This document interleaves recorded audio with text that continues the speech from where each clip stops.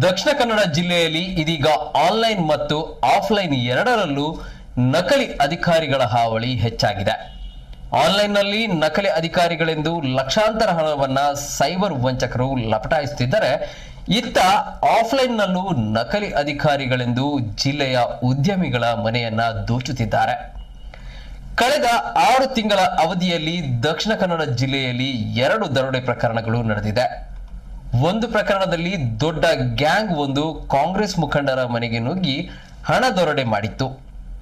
ನಗರ police commissionerate ವ್ಯಾಪ್ತಿಯ ಉಳಾಯಿಬೆಟ್ಟು ಗ್ರಾಮದ ಪೆರ್ಮಂಕಿಯಲ್ಲಿ 2024 June 21ರಂದು ರಾತ್ರಿ 8:05ಕ್ಕೆ ಉದ್ಯಮಿ ಕಾಂಗ್ರೆಸ್ ಮುಖಂಡ ಪದ್ಮನಾಭ ಕೋಟ್ಯಾನ್ ಅವರ ಮನೆಗೆ ನುಗ್ಗಿದ 5 ಮಂದಿಯ ತಂಡ ಲಕ್ಷಾಂತರ ರೂಪಾಯಿ ದರೋಡೆ ಮಾಡಿತ್ತು. ಈ ಪ್ರಕರಣದಲ್ಲಿ ನಗರ ಪೊಲೀಸರು ತನಿಖೆ ನಡೆಸಿ ಜೂನ್ 5ರಂದು 10 ಮಂದಿಯನ್ನ ಬಂಧಿಸಿದ್ದರು. ಈ ಕೃತ್ಯದಲ್ಲಿ ಪ್ರಮುಖ ಆರೋಪಿ ನೀರುಮಾರ್ಗ ಕಂಪ ನಿವಾಸಿ ವಸಂತ್ ಎಂಬಾತ ಪದ್ಮನಾಭ ಕೋಟ್ಯಾನ್ ಅವರ ಕಾರು ಚಾಲಕನೇ ಆಗಿದ್ದ. ಇದೀಗ ವಿಟ್ಲ ಬಳಂತೂರಿನ ನಾರ್ಷಾದಲ್ಲಿ ಶುಕ್ರವಾರ ರಾತ್ರಿ ನಡೆದ ದರೋಡೆ ಪ್ರಕರಣದಲ್ಲೂ 6 ಮಂದಿಯ ತಂಡ ಭಾಗಿಯಾಗಿದ್ದು, ಒಬ್ಬ ಕನ್ನಡ ಮಾತನಾಡುತ್ತಿದ್ದರೆ ಉಳಿದವರು ಇಂಗ್ಲಿಷ್ ಹಿಂದಿಯಲ್ಲಿ ಮಾತನಾಡುತ್ತಿದ್ದರು. ಜಾರಿ ನಿರ್ದೇಶನಾಲಯದ ಅಧಿಕಾರಿಗಳು ಎಂದು ಹೇಳಿಕೊಂಡ ದರೋಡೆಕೋರರು ಬಳಂತೂರು ಬೀಡಿ ಉದ್ಯಮಿ ಸುಲೈಮಾನ್ ಅವರ ಮನೆಗೆ ನುಗ್ಗಿ 30 ಲಕ್ಷ ರೂಪಾಯಿ ದೋಚಿ ಪರಾರಿಯಾಗಿದ್ದರು. ಇದರಿಂದ ಹೊರ ರಾಜ್ಯದವರು ಕೃತ್ಯದಲ್ಲಿ ಭಾಗಿಯಾಗಿರುವ ಅನುಮಾನ ದಟ್ಟವಾಗಿದೆ. ಪದ್ಮನಾಭ ಕೋಟ್ಯಾನ್ ಅವರ ಮನೆಗೆ ದರೋಡೆಗೆ ಆಗಮಿಸಿದ ಆರೋಪಿಗಳು ಹಿಂದಿಯಲ್ಲಿ ಮಾತನಾಡಿ ತನಿಖೆಯ ಹಾದಿ ತಪ್ಪಿಸುವ ಪ್ರಯತ್ನ ಮಾಡಿದ್ದಾರೆ. ವಿಟ್ಲ ಪ್ರಕರಣದಲ್ಲೂ ಇಡಿ ಅಧಿಕಾರಿಗಳಂತೆ ನಟಿಸಿ ದರೋಡೆ ಕೃತ್ಯವೆಸಗುವಲ್ಲಿ ಯಶಸ್ವಿಯಾಗಿದ್ದಾರೆ.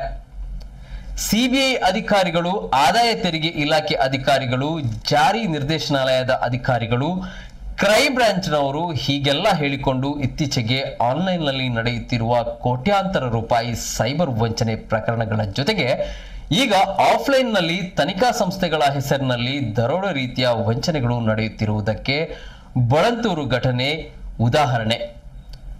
ನಿಮ್ಮ ಹೆಸರಿನಲ್ಲಿ ಪಾರ್ಸೆಲ್ ಬಂದಿದೆ, ನಿಮ್ಮ ಮಕ್ಕಳು ಅಪರಾಧ ಕೃತ್ಯದಲ್ಲಿ ಭಾಗಿಯಾಗಿದ್ದಾರೆ, ನಿಮ್ಮ ಮೊಬೈಲ್ನ ಸಂಖ್ಯೆ ಅಪರಾಧ ಕೃತ್ಯಗಳಲ್ಲಿ ಬಳಕೆಯಾಗಿದೆ ಎಂದೆಲ್ಲ ಹೇಳಿ ಭಯ ಹುಟ್ಟಿಸಿ ಆನಂತರ ನಾವು ನಿಮ್ಮನ್ನ ನೀವು ಇರುವ ಸ್ಥಳದಿಂದಲೇ ವಿಚಾರಣೆ ನಡೆಸುತ್ತೇವೆ, ನಾವು ಸಿಬಿಐನವರು, ಜಾರಿ ನಿರ್ದೇಶನಾಲಯದವರು ಎನ್ನುವ ಸೈಬರ್ ವಂಚಕರು ಕೋಟ್ಯಾಂತರ ರೂಪಾಯಿ ದೋಚುತ್ತಾರೆ. ಅಗತ್ಯವಾದರೆ ವಿಡಿಯೋ ಕರೆಯಲ್ಲಿ ಪೊಲೀಸ್ ಠಾಣೆಯ ದೃಶ್ಯವನ್ನ ವಿಚಾರಿಸುತ್ತಿರುವವರು ಸಮವಸ್ತ್ರದಲ್ಲಿರುವುದನ್ನ ಕೂಡ ಬಿಂಬಿಸುತ್ತಾರೆ.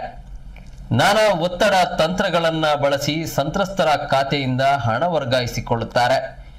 ಇಲ್ಲಿ ಬಳಕೆಯಾಗುವುದು ಕೂಡ ಉನ್ನತ ತನಿಖಾ ಸಂಸ್ಥೆ, ತನಿಖಾ ಅಧಿಕಾರಿಗಳ ಹೆಸರು, ಹುದ್ದೆ. ಇಂತಹುದೇ ಘಟನೆಗಳ ಯಶಸ್ಸನ್ನೇ ಬಳಂತೂರು ಘಟನೆಯಲ್ಲೂ ಲೂಟಿಕೋರರು ಅನುಸರಿಸಿ ಅದನ್ನ ಆಫ್ಲೈನ್ನಲ್ಲಿಯೇ ಮಾಡಿದಂತಾಗಿದೆ.